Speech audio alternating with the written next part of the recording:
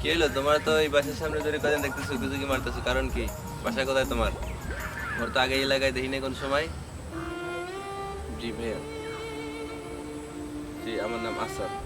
না, আমাদের বাসা এই এলাকায় না, আমরা বাসা ওই বাসা। আর বাপের নাম কি?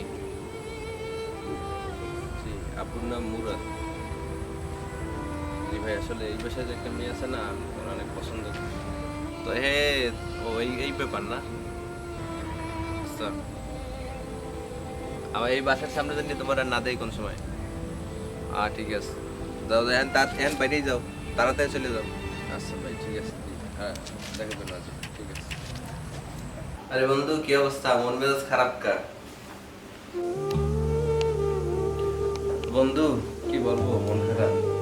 আজকে দেখতেছি বাড়ির সামনে একটা ছেলে আইসা দাঁড়াই গেছে, উকি মারতেছে। পরে জিজ্ঞেস করলাম, বললো যে নাকি আমার বোনের পছন্দ করে। এটা নিয়ে একটু টেনশনের বিষয়, টেনশনে আছে আর কি।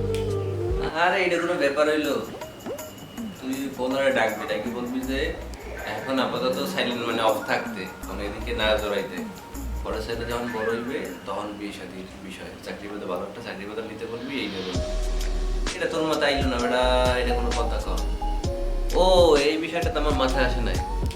আচ্ছা, এটা ভালো একটা কথা বলছো। আমি এটা তো আমি আগে চিন্তা করি নাই। দাঁড়াও, এটা আমি একটু ফোন দিয়া আসতে বলবো মানে। যার সমস্যা নেই, তুই এইটা করবি, দেখবি যে কাম হয়ে গেছে। আর এতদিনে মনে করো যে ওই পোলায় চাকরি পাইতে পাইতে এদিক দিয়ে তোর দুইটা দাদা বিয়ে দিয়ে দিবি, তোর বড় পোলা দেখে টেনশনে গেছে লস আগে। এইটা অ্যাপ্লাই করতে হবে। জি ঠিক আছে, কাট।